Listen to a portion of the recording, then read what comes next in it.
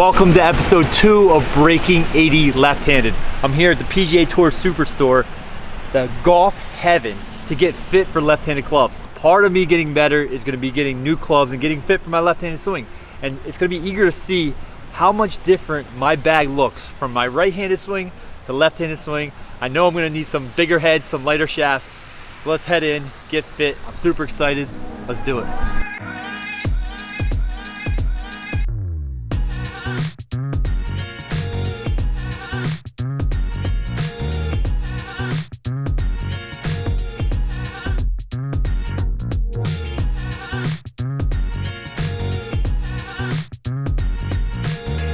All right, today we're getting fit in the studio here, PGA Tour Superstore. I got my man Brian with me. Brian, are you ready to see this beautiful left-handed golf swing I'm on? Oh yeah. It looks to me like you guys have every shaft combination ever. Looks like we have all the heads. I mean, obviously we're gonna go with Callaway today. These are the heads I'm looking at today. These Callaway heads here. Now this is the head right here. I'm currently gaming right-handed. I don't know if I'm going to be good enough left-handed to hit those, but I'm looking forward to hitting some of the oversized heads today. And the Rogue SD Max OS, that could be. I mean, this guy right here, there's no chance we're hitting this guy. Yeah. I mean, this is a beautiful club. Very Maybe nice. Right-handed, yeah. But I mean, it's up to you. But why don't we try this head first? Yeah. This is where we were going to start. Now I am an inch longer on all of my clubs right now, so.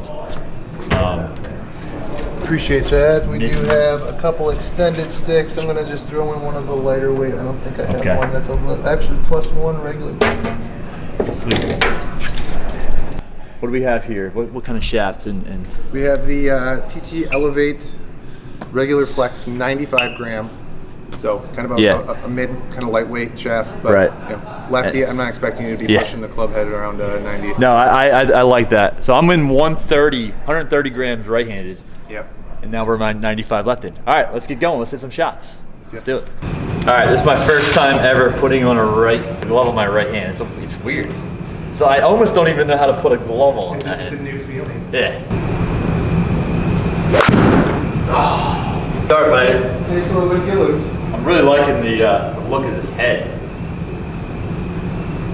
Whoa. Come on, you gotta have the tracer on there. All right, I like it.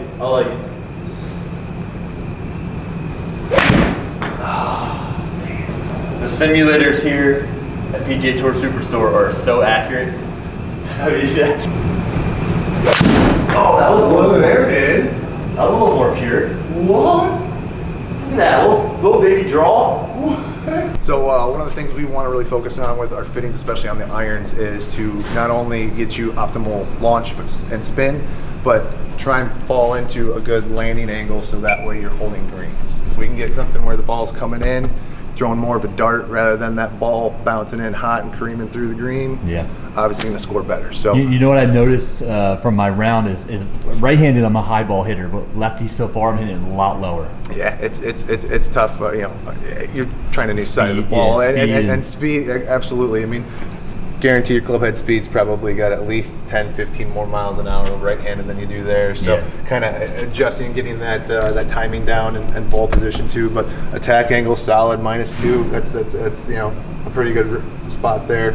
Again, carry, we got about 17 yards of travel, but landing angle is 37.2. So look at that contact. Yeah. You know, looking at those first couple of swings, the next one I'd probably put you in just because it's still going to be like a game improvement iron, but and have the forgiveness that somebody as like a beginner golfer would need. But a lot of times when I have people that I'm working with who are looking for a set as they're developing themselves and are good ball strikers or can find the ball or contact pretty well, the Apex as well. Good forgiving iron. It's just the regular Apex. Just the regular Apex, yes sir. Okay. Yeah, it looks like a little more of a player's iron. Yeah. It's not like a mid-sized head. Not as big of a top line. Better contact. Just felt like it was pushed. Yeah. Better contact.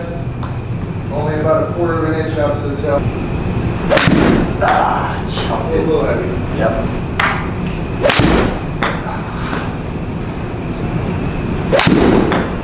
That was so good.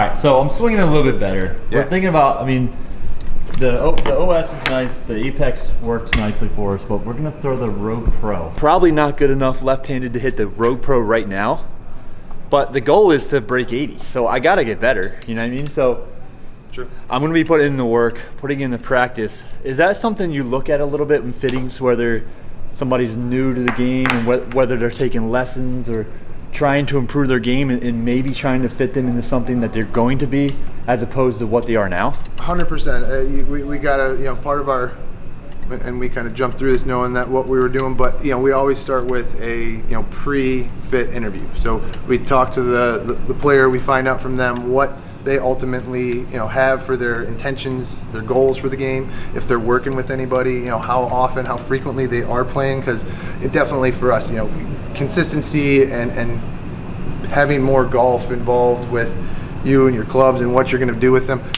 can show to us, how far we got to take it with, again, clubs, if they're going to be something that's more of like a static and kind of short-term set for them, if they're looking to upgrade soon again, or if they want to have something that's going to be kind of that long-term set, look 5, 7, 10 years that they're going to play with them. So that's a good point. To like what our conversation while you were hitting, someone looking to develop and knowing that they're going to have a swing that's going to change, not having them or expecting that they're not going to be changing clubs every year or two as well is something that, part of our conversation we look at, if there's a forge or an option that is pliable that we can work with their swing and have be a good fit, they agree with it, all the better. Hopefully we're good enough to hit these because they're so beautiful that I'd like to have them in my bag.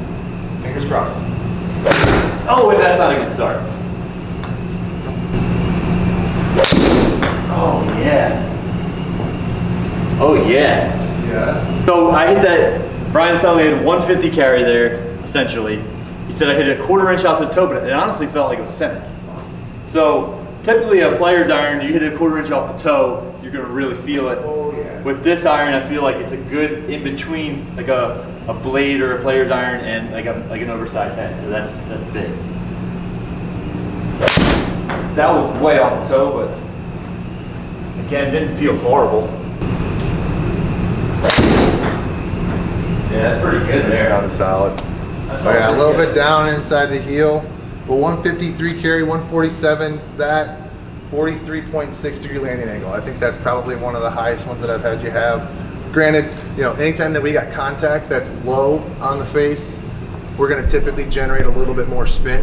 So, that could be affecting a little bit of our number. It's obviously contributing to the landing angle. Anytime we have increased spin, it creates that kind of ballooning effect on the ball and creates more lift. But honestly, launch angle of 18.5, so that you're not far off the center. Yeah, it's pretty cool to see, because the technology to show me exactly where I'm hitting on the face. Yep. Because I can feel it, but it's pretty cool to see it. Like it.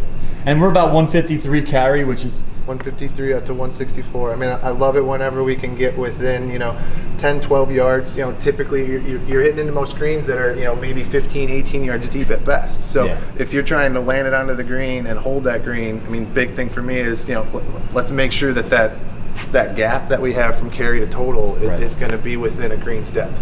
And that for sure is. Based on what you've seen, based on me trying to improve and break 80, do you think this would be a good club for the bag?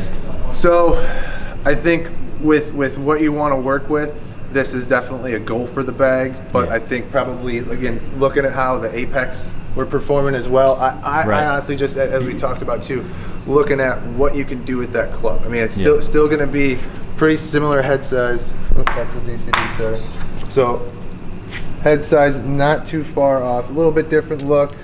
Top line very similar.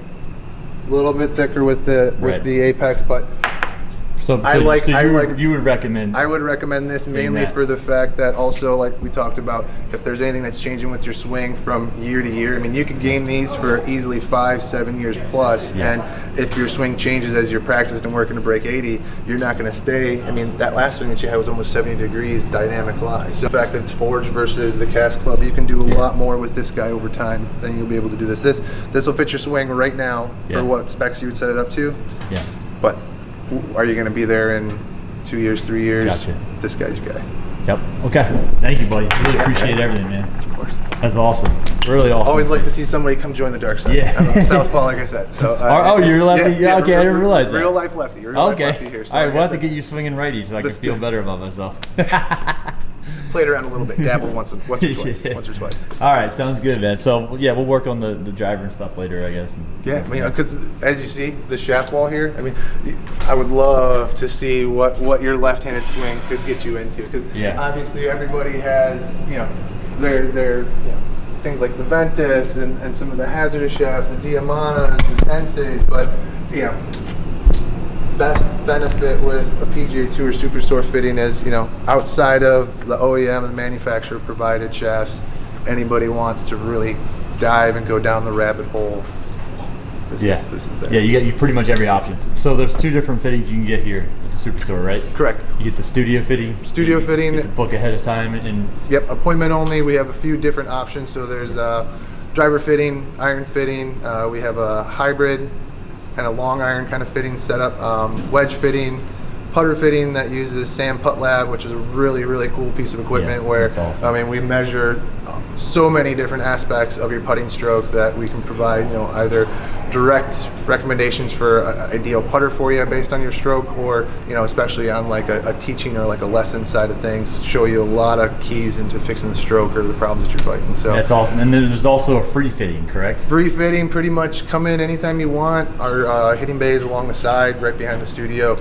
Hit as long as you like, as much as you like. I mean, we're kind of a first come, first serve. So obviously, as we have people in the building, we'll try and get as many in as we can. But when it's quiet, rainy days, I mean, this is the place to be. Yeah, absolutely. Well, thanks again, man. Really appreciate it. Yeah. All right, now this is where all the magic happens right here, and this is where it gets a lot harder for me as a lefty, as a driver. It's a lot harder. But what do we got here? Take me through it. What's our start off? Rogue Max driver, 10.5 degree.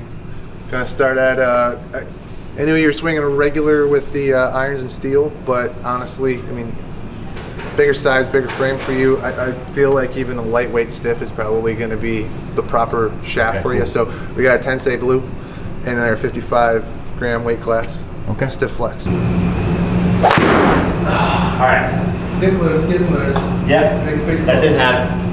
What didn't happen? You gotta err on the side of topping it rather than skying it. That was my concern.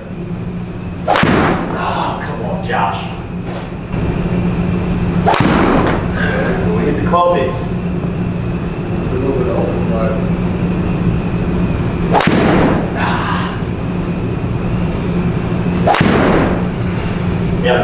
I know what to do. Just doing it's the tough part. It is. Because I'm a golf teacher, and it's actually fun to see me left-handed, just because I'm always telling my students, like, just do this. Like, why can't you do it? It's like, because it comes so easy. Right. But then standing over here, you're like, okay, this is what they're feeling. I get it. There we go.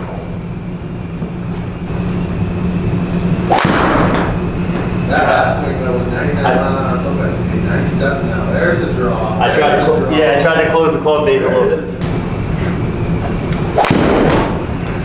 That's good. Felt the face open up a little bit there. Yep.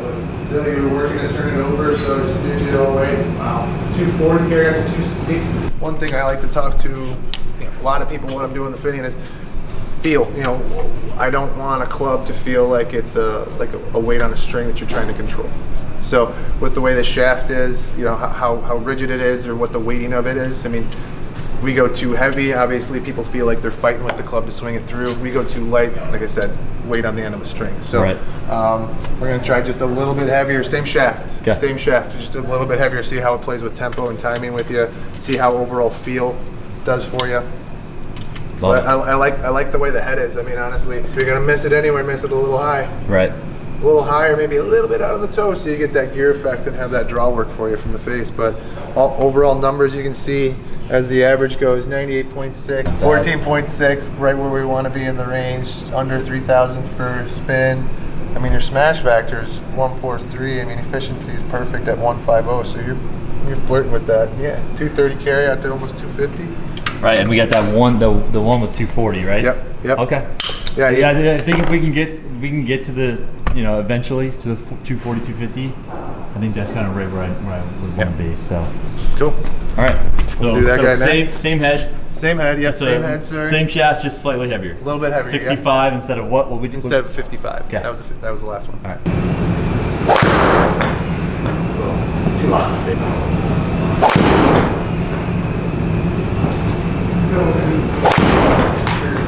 That might be the best one yet. Nice. I really like. So this is a different head than I'm hitting the Triple Diamond LS right now. This is the Max, which That's the Max. So it's a little different look, but like I said, I need as much forgiveness as possible. So. 6-degree head. All right, hopping in here with a voiceover. We went with the 65-gram shaft for the driver. Then we're testing some 3-woods. We also tested hybrids, but we settled with the Rogue ST line with the driver 3-wood and the hybrid.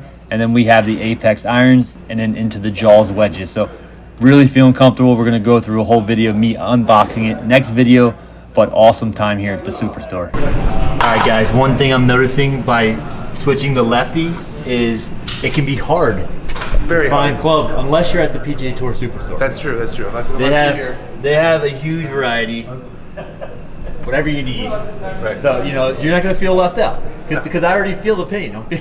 I went to a couple of other places that even have left-handed gloves. So No, yeah.